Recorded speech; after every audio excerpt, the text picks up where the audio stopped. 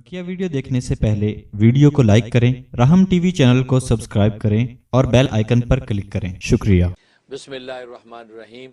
अन मुआज़ इब्न जबल रज़ियल्लाहु ताला अन क़ाल क़ाल रसूलुल्लाह सल्लल्लाहु अलैहि वसल्लम मा अमिला आदमियुन अमलन अंजा लहु मिन अज़ाबिल क़ब्र मिन ज़िक्रिल्लाह। नबी अकरम सल्लल्लाहु अलैहि वसल्लम का इरशाद है कि अल्लाह के ज़िक्र से बढ़कर किसी आदमी का कोई अमल अज़ाब कब्र से ज़्यादा निजात देने वाला नहीं है। नबी अकरम सल्लल्लाहु अलैहि वसल्लम का इरशाद है कि अल्लाह के ज़िक्र से बढ़कर किसी आदमी का कोई अमल अज़ाब कब्र से ज़्यादा निजात देने वाला नहीं है। सुभान अल्लाह। फ़ायदा, अज़ाब कब्र कितनी सख्त चीज़ है, इससे वही लोग वाकिफ़ हैं जिनके सामने वो अहादीस हैं जो अज़ाब कब्र के बारे में वारिद हुई हैं। हज़रत उस्मान रज़ी अल्लाह तआला अन्हु जब किसी कब्र पर तशरीफ़ ले जाते तो इस कदर रोते कि आपकी दाढ़ी मुबारक तर हो जाती। किसी ने पूछा कि आप जन्नत के दोज़ख के ज़िक्र से ऐसा नहीं रोते जैसा कि कब्र सामने आ जाने से रोते हैं। तो आपने इरशाद फरमाया कि कब्र आखिरत की मंजिलों में से सबसे पहली मंजिल है। कब्र आखिरत की मंजिलों में से सबसे पहली मंजिल है। जो शख्स इससे निजात पाले बाद की सब मंजिलें उस पर सहल हो जाती हैं। तो कहा कि ये मंजिल जो पहली मंजिल ये, इसमें अगर निजात पा गए तो बाद की सारी मंजिलें आसान हो जाएंगी। और जो इससे निजात पाए बाद की मंजिलें, जो इससे निजात ना पाए बाद की मंजिलें दुश्वारी होती जाती हैं। फिर आपने हुजूर अक़दस सल्लल्लाहु अलैहि वसल्लम का इरशाद सुनाया कि हुजूर सल्लल्लाहु अलैहि वसल्लम ये इरशाद फरमाते थे कि मैंने कोई मंजर कब्र से ज़्यादा घबराहट वाला नहीं देखा। मैंने कोई मंजर कब्र से ज़्यादा घबराहट वाला नहीं देखा। हज़रत आयशा सिद्दीक़ा रज़ी अल्लाह ताला इरशाद फरमाती हैं कि हुज़ूर अक़दस सल्लल्लाहु अलैहि वसल्लम हर नमाज के बाद अज़ाब कब्र से पनाह मांगते थे।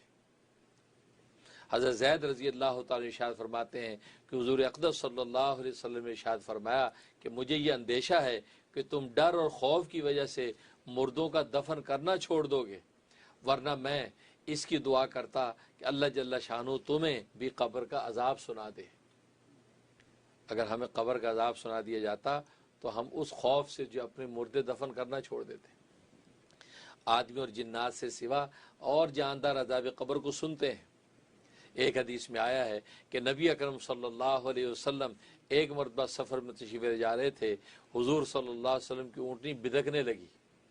किसी ने पूछा हुजूर की ऊँटनी को क्या हुआ? हुजूर सल्लल्लाहु अलैहि वसल्लम ने इरशाद फरमाया कि एक आदमी को कब्र का अजाब हो रहा है, एक आदमी को कब्र का अजाब हो रहा है, उसकी आवाज़ से बिदकने लगी है। ज़ाहिर है कि इंसान और जिन्नात के अलावा हर जानवर जो है, हर मखलूक जो है अजाब कब्र की आवाज़ को सुनती है। एक मरतबा नबी अकरम सल्लल्लाहु अलैहि वसल्लम मस्जिद में तशरीफ़ ले गए तो चंद आदमियों को देखा कि खिलखिलाकर हंस रहे हैं। हुजूर सल्लल्लाहु अलैहि वसल्लम ने इरशाद फरमाया कि अगर मौत को अक्सर याद किया करो तो ये बात ना हो। अगर मौत को अक्सर याद किया करो तो फिर ये बात ना हो कि तुम खिलखिला के सो। कोई दिन कब्र पर ऐसा नहीं गुजरता जिसमें ये ऐलान नहीं करती कि मैं गुर्बत का घर हूँ, तन्हाई का घर हूँ, कीड़ों और जानवरों का घर हूँ। जब कोई मोमिन कामिल ईमान वाला दफन होता है तो कब्र उससे कहती है तेरा आना मुबारक हो, तेरा आना मुबारक हो, तूने बहुत ही अच्छा किया कि आ गया। जितने लोग मेरी पुश्त पर यानी ज़मीन पर चलते थे तो उन सब में तू मुझे सबसे ज़्यादा महबूब था, और आज तो मेरे सुपुर्द हुआ है तो मेरा हुस्न सलूक भी देखेगा। कि कब्र जो उसके साथ हुस्न सलूक का ऐलान करती है। इसके बाद वो इस कदर वसी हो जाती है कि मुंतहे नज़र तक खुल जाती है, मुंतहे नज़र तक खुल जाती है, और जन्नत का एक दरवाज़ा उसमें खुल जाता है जिससे वहाँ की हवाएं, खुशबुएँ वगैरह पहुँचती रहती हैं। और जब काफिर या फाजिर दफन किया जाता है तो कब्र कहते हैं कि तेरा आना मनहूस और नाम मुबारक हो, तेरा आना मनहूस और नाम मुबारक हो। क्या ज़रूरत थी तेरे आने की? जितने आदमी मेरी पुश्त पर चलते थे सब में ज़्यादा बोझ मुझे तुझसे था, सबसे ज़्यादा बोझ मुझे तुझसे था। आज तो मेरे हवाले हुआ तो मेरा मामला भी देखेगा। इसके बाद वो उसको इस कदर भींचती है कि पसलियाँ एक दूसरे में घुस जाती हैं, एक दूसरे में घुस जाती हैं। जिस तरह हाथ में हाथ डालने से उंगलियां एक दूसरे में घुस जाती हैं, उसके बाद 90 या 99 अजदहे اس پر مسلط ہو جاتے ہیں، 90 یا 99 ازدے اس پر مسلط ہو جاتے ہیں جس کو نوچتے رہتے ہیں، اور قیامت تک یہی ہوتا رہتا ہے، الیاذ باللہ، قیامت تک یہی ہوتا رہتا ہے۔ حضور صلی اللہ علیہ وسلم فرماتے ہیں کہ اگر ایک اژدہا بھی ان میں سے زمین پر پھنکار مار دے، ان ازدوں میں سے جو 99 90 ان میں سے ایک ازدہ زمین پر پھنکار مارتے، تو فرمایا قیامت تک زمین پر گھاس نہ اگ سکے، یعنی اس پھنکار سے زمین پر گھاس نہیں اگے گی قیامت تک، ایسی اس کی پھنکار ہے۔ لیکن وہ 90 یا 99 جو ہے وہ ازدے اس جو ہے قبر کے اندر اس فاسق فاجر کو نوچتے ہیں۔ اس کے بعد حضور صلی اللہ علیہ وسلم نے ارشاد فرمایا قبر یا جنت کا ایک باغ ہے یا جہنم کا ایک گڑھا ہے، نیک آدمی کے لیے جنت کا باغ ہے اور برے آدمی کے لیے وہ جہنم کا گڑھا ہے۔ ایک حدیث میں آیا ہے کہ نبی اکرم صلی اللہ علیہ وسلم کا 2 قبروں پر سے گزر ہوا، ارشاد فرمایا ان دونوں کو عذاب ہو رہا ہے، ان دونوں کو عذاب ہو رہا ہے، ایک کو چغل خوری کے جرم میں اور دوسرے کو پیشاب کی احتیاط نہ کرنے میں، کہ بدن کو اس سے بچاتا نہ تھا۔ ہمارے کتنے مہذب لوگ ہیں جو استنجے کو عیب سمجھتے ہیں، اس کا مذاق اڑاتے ہیں۔ علماء نے پیشاب سے نہ بچنا گناہ کبیرہ بتایا ہے۔ ابن حجر مکی رحمۃ اللہ نے لکھا ہے کہ صحیح روایت میں آیا ہے کہ اکثر عذاب قبر پیشاب کی وجہ سے ہوتا ہے، اور ایک حدیث میں آیا ہے کہ قبر میں سب سے پہلے مطالبہ پیشاب کا ہوتا ہے کہ پیشاب کے چھینٹوں سے بچتا تھا کہ نہیں، یہ اپنی پاکی ناپاکی کا پیشاب کے اعتبار سے لحاظ رکھتا تھا کہ نہیں، سب سے پہلے قبر میں اس کا سوال ہوگا۔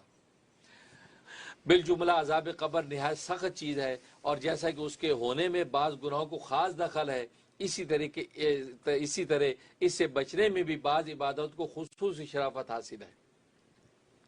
چنانچہ متعدد احادیث میں وارد ہے کہ سورۃ تبارک الذی کا ہر رات کو پڑھتے رہنا عذاب قبر سے نجات کا سبب ہے۔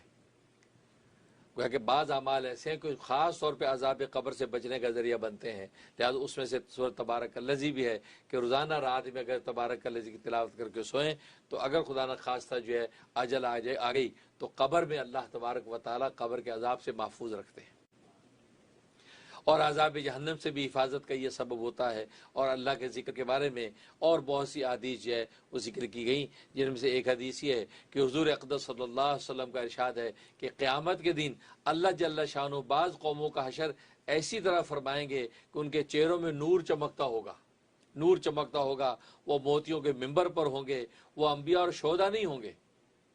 کسی نے عرض کیا یا رسول اللہ صلی اللہ علیہ وسلم ان کا حال بیان کر دیجئے کہ ہم ان کو پہچان لیں، تو حضور صلی اللہ علیہ وسلم ارشاد فرمایا کہ وہ لوگ ہوں گے جو اللہ کی محبت میں مختلف جگہوں سے مختلف خاندانوں سے آ کر ایک جگہ جمع ہو گئے ہوں اور اللہ کے ذکر میں مشغول ہو گئے۔